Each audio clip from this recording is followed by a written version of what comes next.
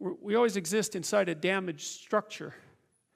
And that structure is partly biological, and it's partly sociocultural. It's partly what's been handed to us by our ancestors, both practically in terms of infrastructure, but also psychologically in terms of the active learned content of our psyches. And so that would include, for example, our ability to utilize language and the words that we use and the phrases that we use and the mutual understanding that we develop as a consequence of interacting with each other. Archetypally speaking, that structure is always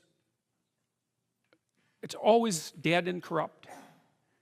And the reason it's dead is because it was made by people who are dead. And the reason it's corrupt is because things fall apart of their own accord.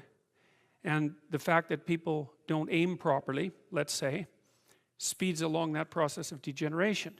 And so what that means, and I think this is something worth knowing. Maybe I'll try standing back here and see if that problem goes away. What that means is that young people always have a reason to be upset and cynical about the current state of affairs. And it's that way forever. And so it's useful, I think, to consider such considerations or such conceptualizations as the patriarchy in that light, because it's an archetypal truth that the social structure is corrupt and incomplete. And what that means is that it's something that you have to contend with every moment in some sense of your life. It's a permanent fact of existence. And to be upset that the structures, the social structures, or even the biological structures within which we live are incomplete and imperfect, and to take that personally, that's the worst part of it. To take that personally is a misreading of the existential condition of humankind, because it's always the case that what you have been given and what you live in is degenerate and corrupt and in need of repair. And it's easier just to accept that, because there's also a positive element, and the positive element is, well, you've been granted something rather than nothing, and maybe you haven't been granted pure hell, because especially in a culture like ours where many things actually function quite well, so there's room for gratitude there. Even if it's a broken machine, it's not one that's completely devastated, and it's not absolutely hell-bent at every second on your misery and destruction. And it easily could be, because many societies are like that. And so the fact that we happen to live in one that isn't corrupt beyond imagining is something to be eternally grateful for. Well, so we live inside a damaged structure, and we also bear responsibility for that damage, because we don't do everything we can to constantly repair it. And you might say, well, that's actually one of the fundamental, people say, well, what's the meaning of life? What they really mean is, what's the positive meaning of life? Because as we've already discussed, the negative meanings of life are more or less self-evident. Well, the positive meaning of life is to be found in noting the state of lack of repair of the walled city that you inhabit, and then sallying forth to do something about that, to repair the breaches and to fix up the walls and to make the structure that you inhabit as secure and as productive as it possibly can be. And there's no shortage of opportunities to do that. You can do that in your own mind. You can do that in your own room. You can do that in your own household, in your local community. And maybe if you get good at doing it at all those levels, then you can start to look beyond that. And so there's challenges. That's the thing that's kind of interesting about this insufficient structure, is that it has a set of challenges built into it because of its insufficiency, and perhaps even because of its corrupt nature, that calls forth the potential response from you of heroic adventure. And the heroic adventure is to man the barricades and repair the city. And you can always do that. It doesn't matter what your personal circumstances are. There's always something that isn't right near you, isn't correct, isn't laid out properly, that you could just fix if you wanted to. And one of the things that we're going to talk about tonight is the idea that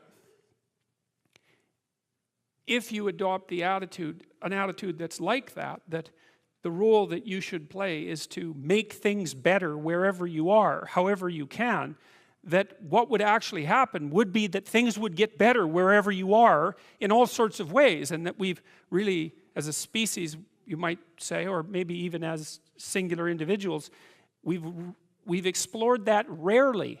It isn't something that's put forth as a proposition that often, and it's quite surprising to me. And you know, I had an interesting experience the other day. I went to the keg. I go there because I have food allergies, and they're very careful with people who have food allergies. And the waiter took me to the table, and he said that he had been watching my lectures, and that's a very common experience. And he was happy about that, and he said that he'd had 2 promotions at the keg in the last 4 months because he'd been watching my lectures. And like, I really found that an affecting experience, because you know, you might say, well, he's working as a waiter at the keg and there's nothing particularly heroic about that. And I disagree with that, actually, because I don't care where you're located, you can do a hell of a job, and I mean that literally. At whatever job you have, you can take whatever job you have and you can make it a real nice little piece of absolute misery. Or you can act like a civilized human being and notice that no matter where you are, there's a richness and a complexity that's completely inexhaustible right at hand. And then you can take that seriously, and you can say, well, I happen to be a waiter at the keg, and perhaps that's not what I expected, and he's a young guy, and perhaps that isn't where I want to end up, but it's not nothing. It's a rich environment, and I can make it a lot better if I want to. I can get along properly with my coworkers and not gossip behind their back, and I can treat my customers properly, and if an opportunity comes my way, I can take it, and I can see what happens. And so he said that's what he had started doing, and that things were working out much better for him. He was in a much better job than he was 3 months ago. And 3 months, that's nothing, right? I mean, that's a nice trajectory. It's an uphill trajectory, and that's what you want, really. An uphill trajectory is actually even better than being somewhere good, as far as I'm concerned, because one of the things that really makes your life meaningful is the clear realization that you're headed somewhere better than you are now. And then it's even better if you also understand that there's a direct causal relationship between the things that you're doing and the steepness of that incline.